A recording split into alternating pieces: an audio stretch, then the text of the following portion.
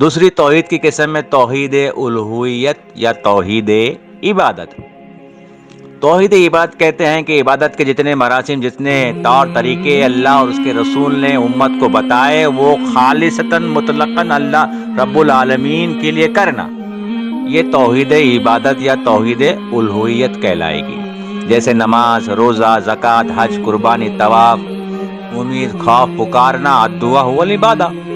پکارنا ہی تو عبادت ہے، تو پکارنا بھی عبادت میں شامل ہے. نظر، نیاز، استغاثہ، پکارنا، یہ سب کیا ہے؟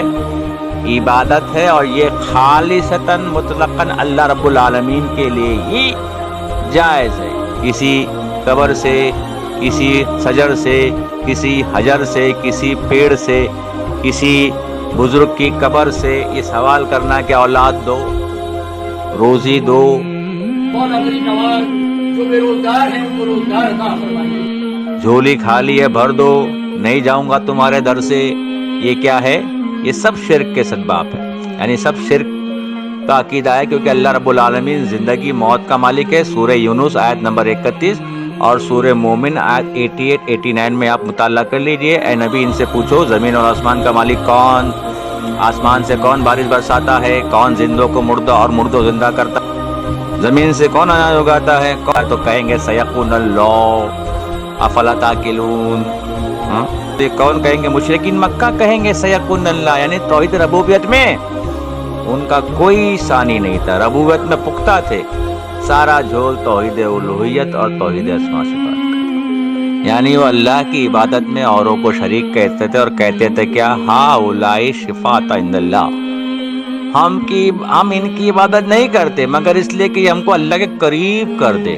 آج بھی لوگ جو کہتے ہیں ہم بزرگان دین کو رب نہیں کہتے بلکہ اولیاء اللہ کہتے ہیں، یعنی اللہ کے مددگار، اور ہماری دعا ڈائریکٹ اللہ تک نہیں جاتی، یہ ہماری دعاؤں کو اللہ تک پہنچانے والے ہؤلاء شفاعۃ عند اللہ، ہماری سفارش کرنے والے اللہ تک ہے.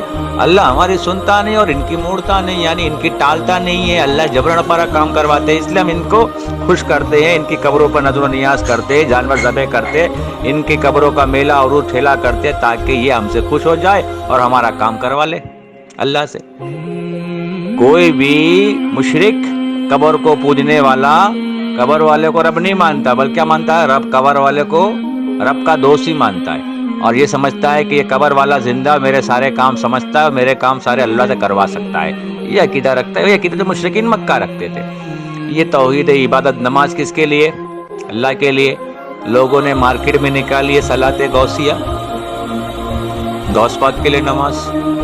قرآن کہتا ہے قل ان صلاتي ونسكي ومحياي ومماتي للہ رب العالمین لا شریک لہ وبأمرت ذلک ان اول المسلمین. اے نبی اعلان کرو میری نماز، میری نیاز، میری قربانی، میرا جینا، میرا مرنا اس اللہ رب العالمین کے لیے ہے، میں اس میں کسی کو شریک نہیں کرتا. مجھے اللہ نے حکم دیا وبذلک ان مسلمین، ہے نا. قل ان الصلاۃ، صلاۃ کہتے ہیں نماز کو، ونسکی قربانی کو، ومماتی میرا مرنا، میرا جینا، کس کے لیے؟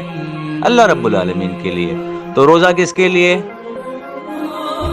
روزہ اللہ کے لیے، کیونکہ اللہ کے سوا کسی اور کے لیے روزہ نہیں رکھ سکتے. لوگ رکھتے ہیں 16 سیدی کے روزے، ہر مہینے کی چاند کی 16 تاریخ کو خاص کر کے عورتیں رکھتی ہیں روزے تاکہ اپنے شوہر کی کمائی میں برکت ہو.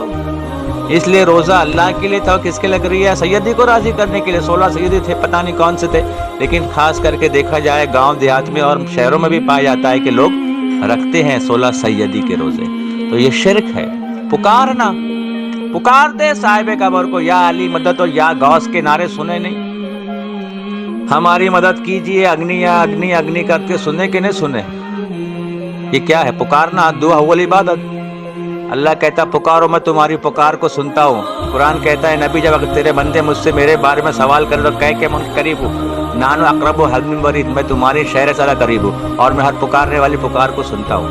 اللہ تو ہر پکارنے والی پکار کو سنتا ہے، تو اللہ کو چھوڑ کر ایسوں کو پکارو. قرآن کہتا ہے دھوپ چھاؤ برابر نہیں، رات دن برابر نہیں، گیلا سوکھا برابر نہیں. سورہ فاتر آیت 18، 19، 20، 21، 22 بحوالہ بتا رہا ہوں میں. سورہ فاتر کھولو.